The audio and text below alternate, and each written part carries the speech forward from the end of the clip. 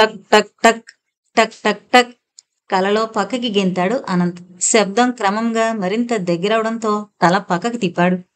మెడ నుండి శరీరమంతా పక్షవాతానికి గురైనట్లు, గాలిలో తేలుతున్నట్లు, బరువు కోల్పోయినట్టు, ఏ వైపున ఏమీ కనిపించని ఒక చీకటి అరలో ఉన్నట్టు వింత భావన. తల మాత్రం మెల్లగా కదులుతోంది. అప్పుడు వినవచ్చిందా శబ్దం మళ్ళీ, మెల్లగా అనేక గొంతులు కలిసి అరుస్తున్నట్టు. రొదల అతడిని భయకంపితుడిని చేసింది. వివరించి చెప్పలేని భయంతో కంపించిపోతూ తీక్ష్ణంగా ఆలకించాడా శబ్దాన్ని. టక్కున స్విచ్ ఆఫ్ చేసినట్టు ఆగిపోయిందా శబ్దం. నిట్టూరుపైన వదలకముందే మళ్ళీ మొదలైంది. భయంతో అతడి శరీరం బీసుకుని పోయింది. పారిపోవాలనిపించింది. కానీ దారి లేదు. ఆ అరలోంచి, ఆ భయంలోంచి, ఆ చీకట్లోంచి తప్పించుకునే మార్గం లేదు. ఆమె అంతెత్తే ఉన్నాడు ఆ మనిషి. కండలు తిరిగిన భుజాల మీద అతుక్కున్నట్టుగా కనబడుతోంది చొక్కా. మొహం మీద పడుతోన్న పొడిగాటి జుట్టు, గెడ్డం గీసుకున్న మొహం, కొద్దిగా వంకర తిరిగిన ముక్కు. భయంతో మరింతగా బిగుసుకుపోయింది సవిత. భయంతో మునిగి ఎంతో దూరం కొట్టుకుపోయి దాని కేంద్రస్థానాన్ని చేరుకున్న అనుభూతి. భయంకరమైన నిశ్శబ్దం. అన్ని వైపులా భయం. ఏం కావాలి నీకు? గట్టిగా అరిచింది సవిత. ఆమె ప్రశ్న ఆమెకే ఎవరో అడుగుతున్నట్టు వినపడింది.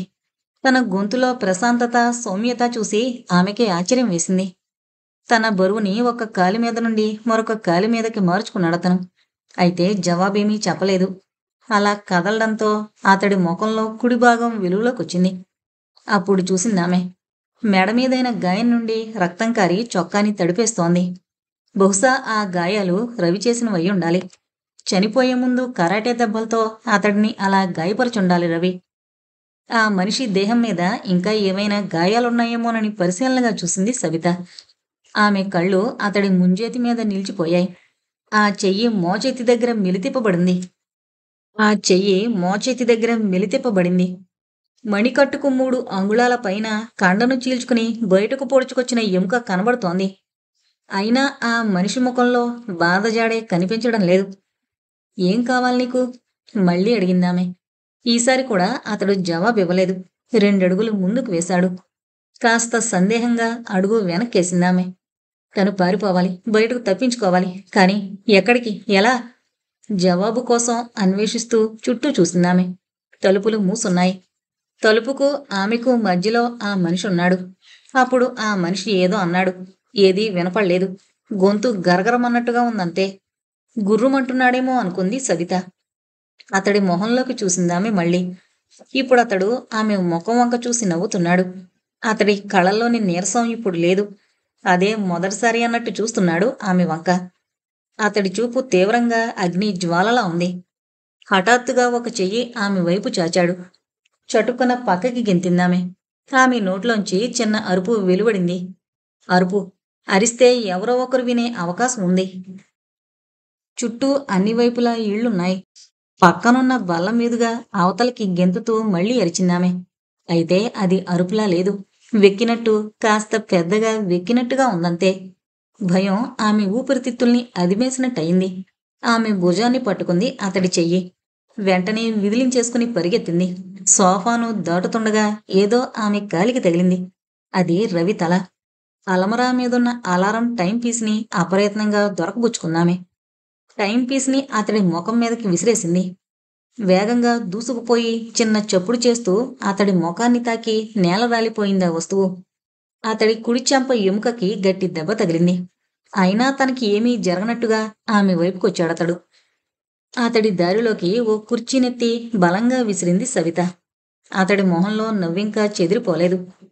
అది ఇప్పుడు మరింత వికృతంగా, క్రూరంగా మారింది. దానికి కారణం అతడి చెంప ఎముక దారుణంగా దెబ్బతిండమే. అతడి కళ్ళు అగ్ని గోళాల్లా ప్రజ్వరిల్లుతున్నాయి.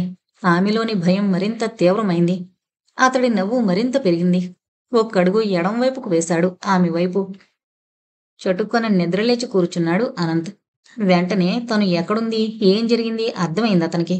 చిన్నగా నిట్టూర్చి మంచం దిగాడు. కాలకృత్యాలు ముగించుకుని డ్రెస్సప్ అయి వచ్చాడు.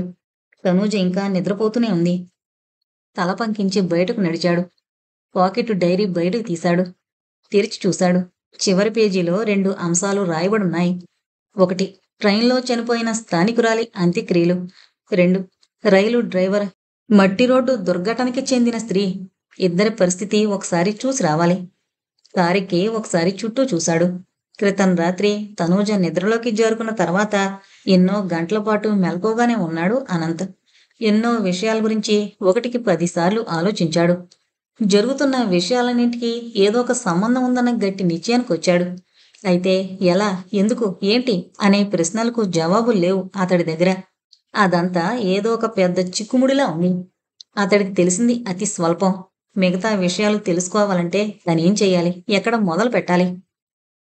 అతడి బారి నుండి తప్పించుకోవడానికి లలిత పక్కకు దూకింది. అప్పుడు ఇక ఆటలో అలసిపోయినట్లు ఒక చేతిని బల్ల కింద వేసి దాన్ని బలంగా తోశాడు గోడకేసి. ఆమెకి శ్వాస ఆగినంత పనైంది. కదలడానికి చోట్లేదు. అతని నుండి పారిపోయే అవకాశం లేకపోయింది. బల్ల ఆమె నిలబడిన మూలకి అడ్డుపడింది. గోడకి ఆనుకుని పిచ్చిగా అటు ఇటు చూసింది, తప్పించుకునే దారి కోసం. ఏమీ కనిపించలేదు. ఏదైనా ఆయుధం లాంటిది దొరుకుతుందేమోనని గాలించింది. ఫలితం లేకపోయింది. అప్పుడు ఆమె భుజానికి గుచ్చుకుంది ఆ వస్తువు. గది మూలన్న రిఫ్రిజిరేటర్. దాని తలుపు తెరిచి లోపల నుంచి ఒక నిండు డ్రింక్ బాటిల్ తీయగలిగితే ఆమె పక్కకి తిరిగింది దాన్ని తెరవాలని. అంతే, బల్ల మీదుగా ఎగిరి దూకి ఆమె మీద పడ్డాడతడు. అతడి భారీ కాయం ఆమెను అదిమేస్తోంది. గింజుకుందామె. అయితే ఆమె చేతుల్ని అదిమేస్తున్నాయి అతడి చేతులు. ఏమవుతుంది, రేప్ చేస్తాడా? ఆమె మనసు గిలగిలాడుతోంది. అతడు చెయ్యాలనుకుంది అదేనా? రేప్ చేసి తర్వాత రవిలానే తనని చంపేస్తాడా? కాళ్ళు కొట్టుకుంటూ పక్కకు కదలాలని ప్రయత్నించింది. అయితే అతడు మహా బలశాలి, దృఢకాయుడు. ఆమె వల్ల కాలేదు. అంతలో ఆ ఏదో బలవంతంగా తన నోటిని తెరుస్తుంది అనిపించింది ఆమెకి. కాస్త కాస్త. చివరికి పూర్తిగా తెరవబడింది ఆమె నోరు. అయినా ఆగలేదు. ఇంకా ఇంకా. నోరింక పగిలిపోతుందేమోనన్నంత బాధ, భరించలేని బాధ దవడలోంచి కణతలోకి ఎగబాకింది. అతడు ఏం చేస్తున్నాడో చూడ్డానికి ప్రయత్నించిందామె. అయితే ఆమె తల వెనక్కి బాగా వాలిపోయి ఉండడంతో సరిగ్గా ఏదీ కనిపించలేదు. అదే క్షణంలో ఏదో ఆవహించిందామెను. తన బల్ల దగ్గరికి వెళుతూ జమునను, ఏకలవ్యను పలకరించాడు Anant. Both of you good morning. ప్రతిగా చిన్నగా నవ్వుతూ వెరీ గుడ్ మార్నింగ్ అంది జమున. వెరీ టఫెస్ట్ మార్నింగ్ అన్నాడు ఏకలవ్య గంభీరంగా. ఏంటి సార్?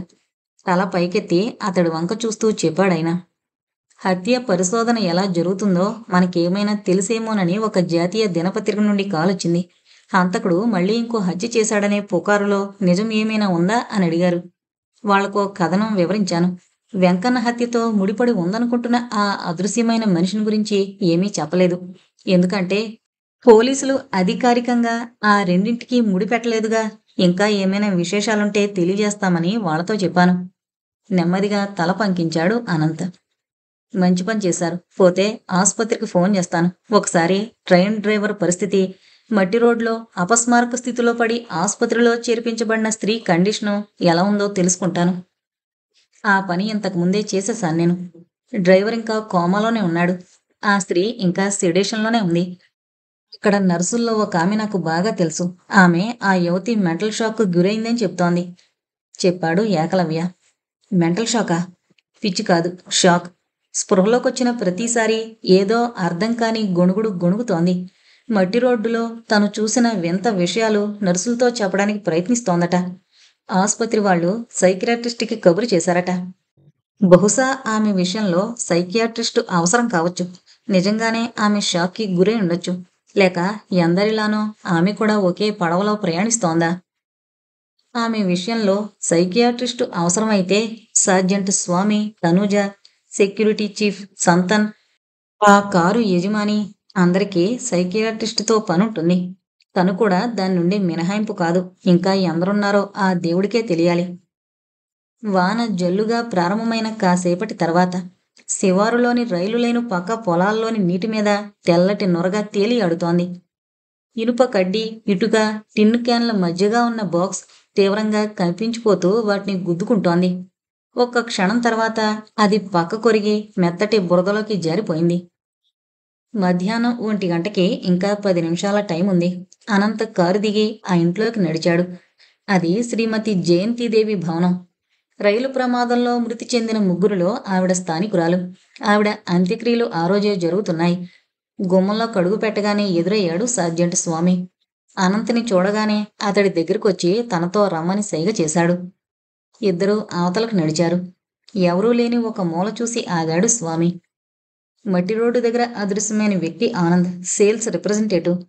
తెలుసు, చెప్పు అన్నాడు అనంత్ పరిచయం అక్కర్లేదన్నట్టుగా.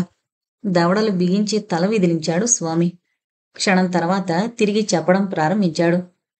ఈ ఉదయం ఆ రోడ్డుకు బాగా దిగువన 1 మైలు దూరంలో పొదల్లో అతడి శవాన్ని కనుక్కున్నాం. సార్జెంట్ వంక చూశాడు అనంత్. తర్వాత? వెంకన్న చనిపోయిన పద్ధతిలోనే చనిపోయాడు. క్రూర హింసకి గురయ్యాడు. ఊహాతీతంగా చితకబాదాడతన్ని ఎవరో. ఒక కాలు పూర్తిగా పిరికివేయబడింది. ఏదో మిషన్లో పడి నలిగిపోయినట్టు కనపడ్డాడు.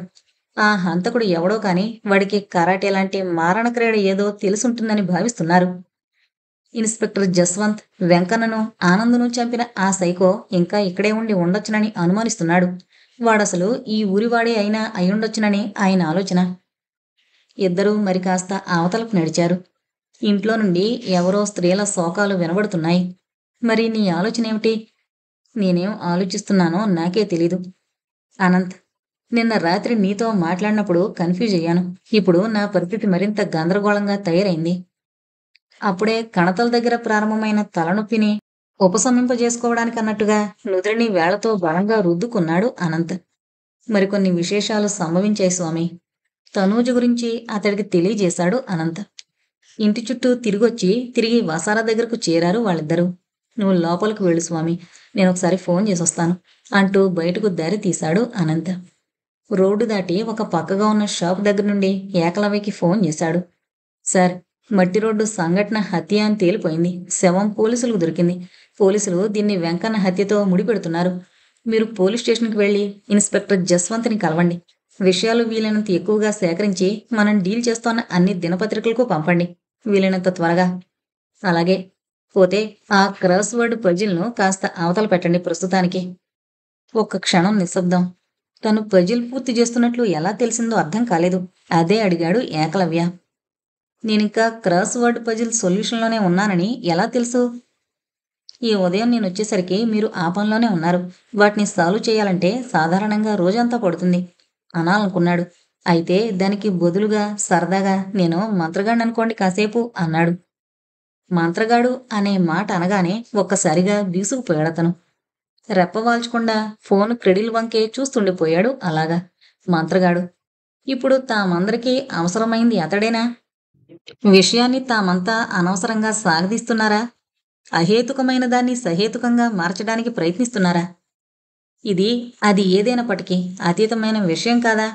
మంత్రగాడు లేదా నిష్ఠాగరిష్ఠుడైన ఒక స్వామి లేదా పారాసైకాలజీ ప్రొఫెసర్ లేదా భూత వైద్యుడు, వీళ్ళు కాదా తమకి ఇప్పుడు నిజంగా అవసరమైంది? పరిస్థితి ఏ కోణంలోంచి పరిశీలించినా అసాధారణంగా, అలౌకికంగా కనపడ్డం లేదా? రమణానంద స్వామి అప్రయత్నంగా బిగ్గరగా పైకి అనేశాడు. ఏంటంటున్నావు అడిగాడు ఏకలవ్య. ఏం లేదు సార్, నేను అంత్యక్రియల దగ్గరకు వెళుతున్నాను. తర్వాత కలుస్తాను మిమ్మల్ని. సరే. అవును, రమణానంద స్వామి ఆయనే సరైన వ్యక్తి. ఇంతకుముందు ఎందుకు గుర్తు రాలేదు తనకి? అనంత ఆలోచనలు పరిపరి విధాల సాగాయి. అంత్యక్రియల తంతు మొదలై చాలాసేపయింది. అంతమందిలో అనంతకి తెలిసిన వాళ్ళు పెద్దగా లేరు. అక్కడ ప్రత్యేకమైన విశేషాలు ఏమైనా తెలుస్తాయేమోనని వచ్చాడక్కడికి. పాడి సిద్ధం చేయబడింది. అంత్యస్నానాధికాలు పూర్తయ్యాక శవాన్ని పాడి మీదకి చేర్చారు. కట్టలు బిగిస్తున్నారు. ఒక్కసారిగా మళ్లీ గొల్లుమన్నారు ఓ మూలగా కూర్చునున్న ఆడంగులు. మగవాళ్ల ముఖాలన్నీ విషాదంతో గంభీరంగా మారిపోయాయి. అందరి కళ్ళల్లో బాధ, సానుభూతి. విషాదం ఎప్పుడూ మనుషుల్ని చేరువ చేస్తుంది. అక్కడ అదే జరుగుతుంది. అనంత మౌనంగా నిల్చున్నాడు ఓ మూల. అతడి ఆలోచనల్లో అలౌకిక శక్తులు, ఏం జరుగుతోంది వివరించి చెప్పగల మనుషులు తిరుగుతున్నారు. రమణానంద స్వామి అవును, ఈ పనికి ఆయనైతేనే చక్కగా సరిపోతాడు. శ్రీమతి జయంతిదేవికి 2 కొడుకులు, 2 మేనల్లుళ్ళు ముందుకొచ్చారు. నలుగురు కలిసి పాడెత్తారు. పెద్ద కొడుకు నిప్పుల ముంత పట్టుకుని ముందర నడుస్తున్నాడు. ఆవిడ మహాప్రస్థానం ప్రారంభమైంది. మళ్లీ శోకాలు. ఎప్పుడు ఎవరి కాలం ముగుస్తుందో ఎవరికి తెలుసు? అది ఇప్పుడు తనకే కావచ్చు. ఉలిక్కి పడ్డాడు అనంత్. జనాలంతా లేచి నిలబడ్డారు. వాళ్ల వంక చూశాడు. జయంతిదేవి సోదరులా ఉంది, ఏడుస్తోంది. ఎవరో ఒక వ్యక్తి ఆమెను ఓదారుస్తున్నాడు. తల తిప్పి వెళ్ళిపోతున్న శవం వంక చూశాడు. నాలుగు వైపులా నలుగురు మోస్తున్నారు పాడెను. అంతా వడివడిగా నడుస్తున్నారు.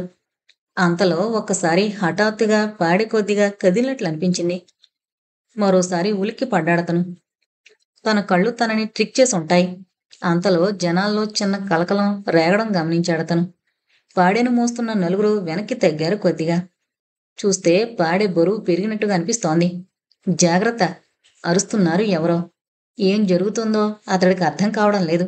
ఒక్కసారిగా మళ్ళీ పాడె ఒక పక్కకి బాగా ఒరిగిపోయింది. గట్టిగా పట్టుకోండి! అరుపు.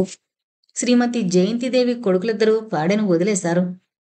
అంతలోనే మళ్ళీ గట్టిగా పట్టుకోవడానికి ప్రయత్నించారు. ఒక స్త్రీ కెవ్వు నరిచింది. ఆశ్చర్యంతో గుమిగూడారు అక్కడి జనాలు. అద్భుతమైన దృశ్యాన్ని చూస్తున్నట్టు కళ్ళప్పగించి చూడసాగారు.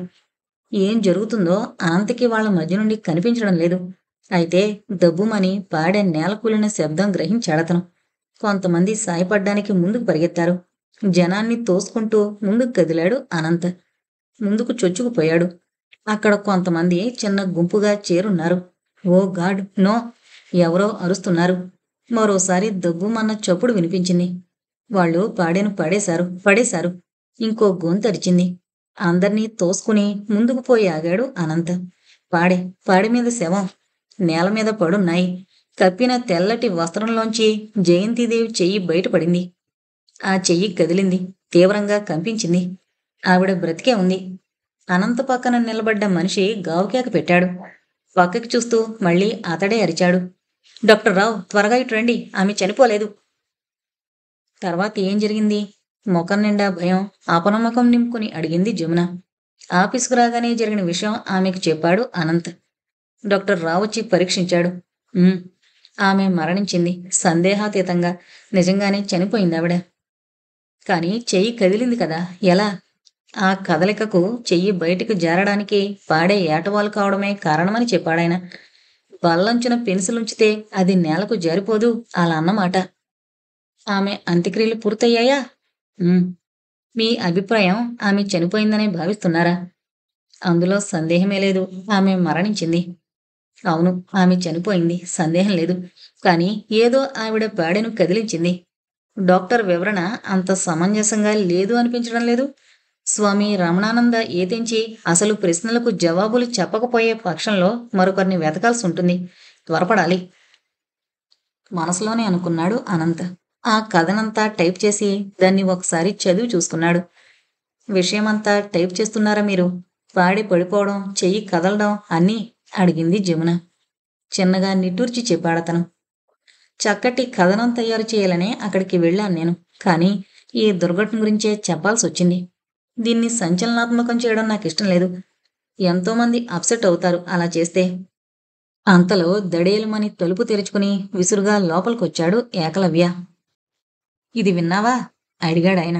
ఏది? సబిత రవిల గురించి. సబితకేమైంది? రవి ఎవరు? Ravi Sabitha boy friend.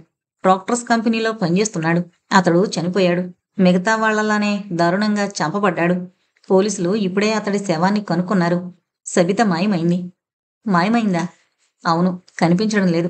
అయితే అన్నింటికన్నా వింత విషయం ఒకటుంది.